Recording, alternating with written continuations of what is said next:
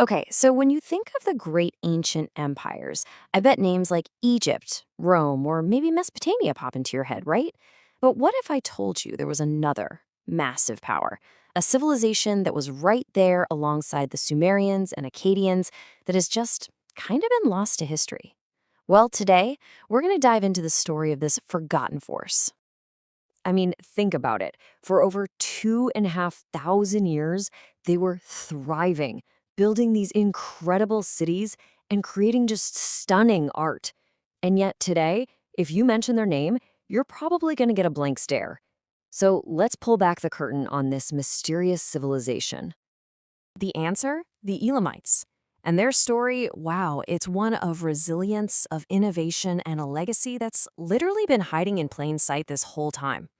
They were a huge deal in the ancient Near East, based in what we now call southwestern Iran. And we are not talking about some flash-in-the-pan kingdom here. Just look at this timeline. The Elamite civilization lasted for more than 2,500 years. To put that into perspective for you, that is more than double the entire lifespan of the Roman Empire.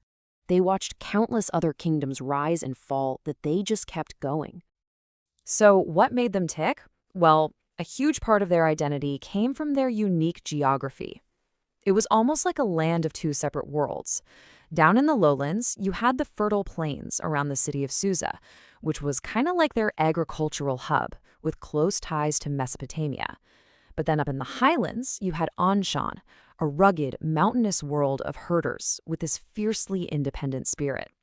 This split personality really shaped their entire civilization. All right, so we know where they lived, and we know they were around for an incredibly long time. But the deeper question is, who were they really? And this, my friends, is where the mystery gets even deeper, because the Elamites just don't fit neatly into any of the boxes of the ancient world. For starters, their origins are still a total mystery. Ethnically, they were their own thing. They weren't Semitic like their neighbors in Assyria, and they weren't Indo-European like the Persians, who came way later. And what's really fascinating is their society. It seems they held women in incredibly high regard. We're talking about queens who wielded serious power. And get this, inheritance could sometimes even pass down through the mother's line. Pretty progressive for the ancient world. And if you think that's unique, wait until you hear about their language. It's what linguists call a language isolate. Basically, that means it's a complete loner. It has no known relatives, ancient or modern. It's like finding a species with no evolutionary cousins. This makes it a huge puzzle and deciphering their texts incredibly difficult. But hey, even if we can't fully read everything they wrote, their cultural achievements, oh, they speak for themselves.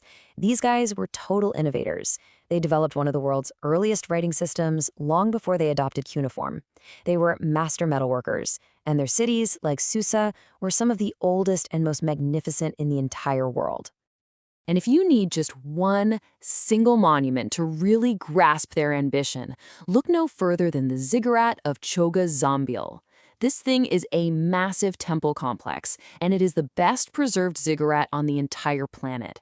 In fact, it was the very first site in Iran to be recognized by UNESCO. It's an absolute marvel of ancient engineering. So this brings us to the big, inevitable question.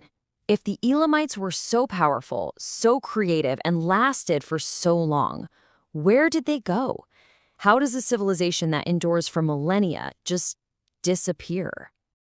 Well, it wasn't one single event, but more like a sequence of blows. First, a devastating invasion from the Assyrian king Ashurbanipal, who absolutely leveled their capital city, Susa, in 647 BCE. This left them critically weak, which allowed the rising Persian powers to slowly but surely take over their territory. And finally, the Elamite people themselves were just sort of absorbed into this new, booming Persian empire. But wait, here's the twist. This is the crucial point. They weren't erased. Their story doesn't just end with a conquest. In fact, you could argue their greatest influence was actually yet to come. Take this, for example. When Cyrus the Great, the founder of the mighty Persian Empire, introduced himself to the world, he didn't just call himself the king of Persia. He used a very specific, very powerful, and very ancient title, King of Anshan. Remember Anshan? Yeah, that was the Elamite highland capital we were just talking about. So you see, the Elamites didn't truly disappear. They became the foundation for what came next.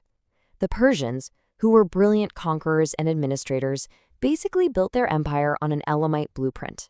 They adopted Elamite administrative systems, they used the Elamite language as an official language for their records, and they learned from their architectural genius. The forgotten superpower became the secret ingredient to one of history's greatest empires. It really makes you wonder, doesn't it?